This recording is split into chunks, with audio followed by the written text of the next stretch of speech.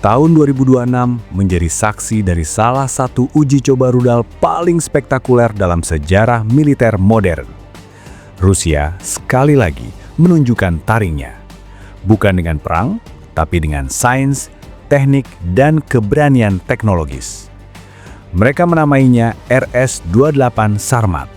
Dunia Barat menjulukinya Satan II, si iblis generasi kedua.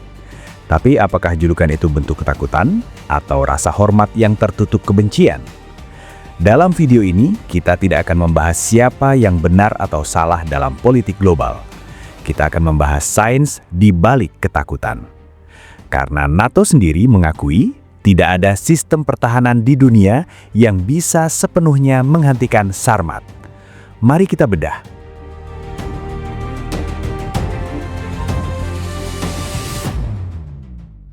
RS-28 Sarmat bukanlah rudal biasa.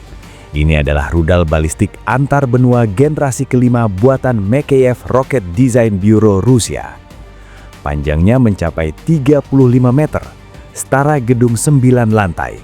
Berat total saat diluncurkan mencapai 208 ton. Bandingkan dengan rudal Minuteman III milik Amerika Serikat yang hanya berbobot 36 ton. Artinya, Sarmat adalah raksasa di antara para raksasa. Tapi yang membuat Rusia layu bangga adalah ini. Sarmat mampu mengangkut muatan hingga 10 ton. Itu cukup untuk membawa 10 hingga 16 hulu ledak nuklir sekaligus, ditambah puluhan umpan radar. Dalam satu kali peluncuran, hanya satu, Sarmat bisa menghancurkan target yang tersebar di area seluas negara Prancis atau negara bagian Texas. Sebuah penghancuran massal yang efisien, simetris, dan jujur saja mengagumkan dari sisi rekayasa militer.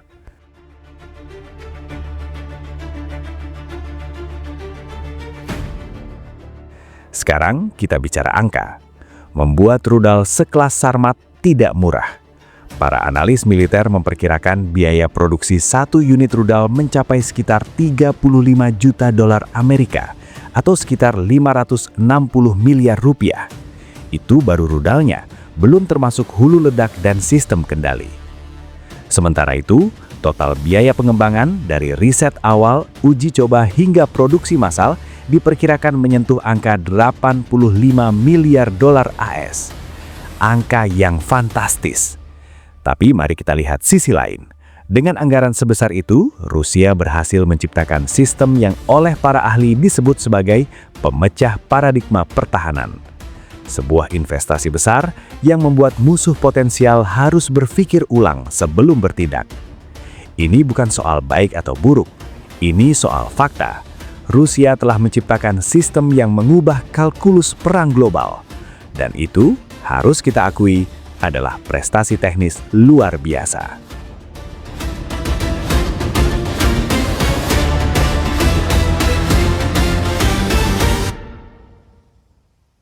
Pertanyaan yang paling menarik, mengapa Amerika Serikat dan NATO yang memiliki sistem pertahanan tercanggih di dunia seperti Aegis Ashore dan THAAD tetap mengakui bahwa Sarmat adalah ancaman serius? Jawabannya sederhana. Sarmat dirancang untuk tidak ditembak jatuh. Sarmat dirancang untuk melampaui pertahanan.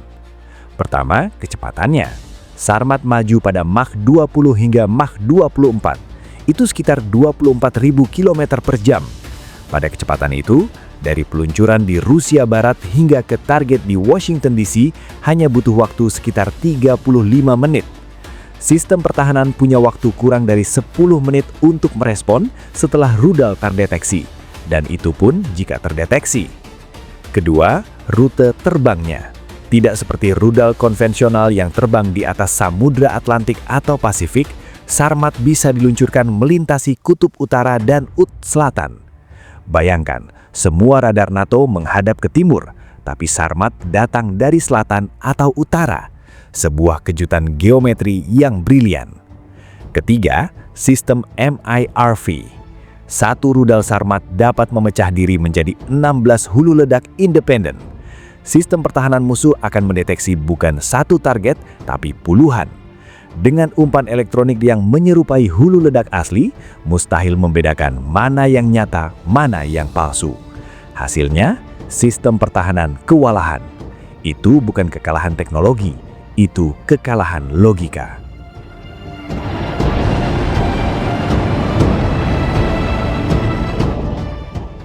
Pada 12 Mei 2026, Rusia mengumumkan uji coba Sarmat yang berhasil. Rudal diluncurkan dari Kosmodrom Plesetsk di barat laut Rusia, dan dalam waktu kurang dari 1 jam, hulu ledak tiruan mencapai target di lapangan uji Kura, semenanjung Kamchatka, 6.000 km jauhnya. Yang menarik, uji coba ini hanya berisi bahan peledak konvensional untuk penghancuran diri, bukan hulu ledak nuklir aktif.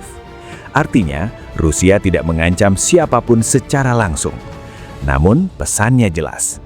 Kami punya kemampuan ini, dan kami tidak takut mengujinya di depan mata dunia.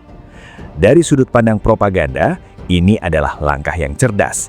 Di tengah ketegangan dengan Ukraina dan tekanan sanksi Barat, Rusia menunjukkan bahwa mereka tetap menjadi kekuatan yang tidak bisa diremehkan.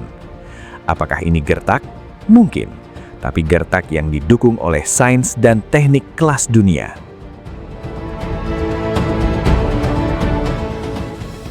Penting untuk diluruskan, dalam uji coba ini, Sarmat sama sekali tidak diarahkan ke Ukraina.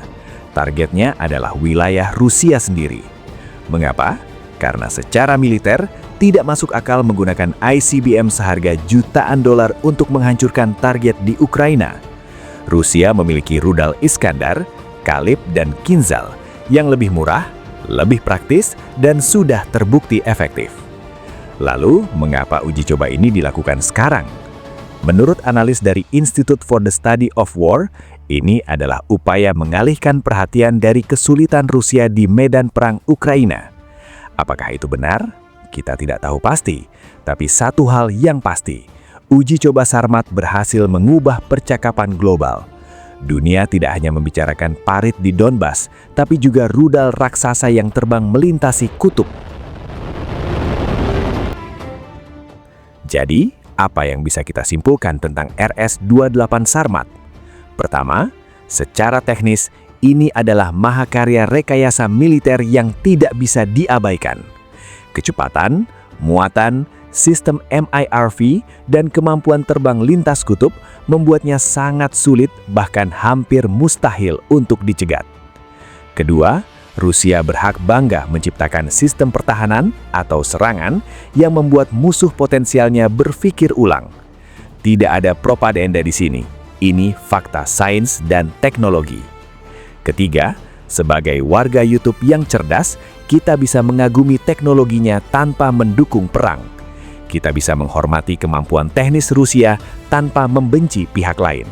Karena pada akhirnya, perdamaian tidak lahir dari kelemahan, tapi dari keseimbangan kekuatan yang dihormati semua pihak. S-28 Sarmat adalah bukti bahwa Rusia tetap menjadi pemain utama di panggung geopolitik global. Dunia boleh takut, tapi dunia juga harus belajar. Ketakutan tidak akan menyelesaikan masalah. Yang dibutuhkan adalah dialog, penghormatan, dan pengakuan bahwa setiap negara besar punya hak untuk melindungi kedaulatannya. Terima kasih telah menonton. Jangan lupa like, subscribe, dan nyalakan lonceng notifikasi untuk video-video kami selanjutnya. Karena dunia terus bergerak dan kami akan terus menjelaskannya. Salam dari tim kami. Damai untuk semua, rasa hormat untuk sains.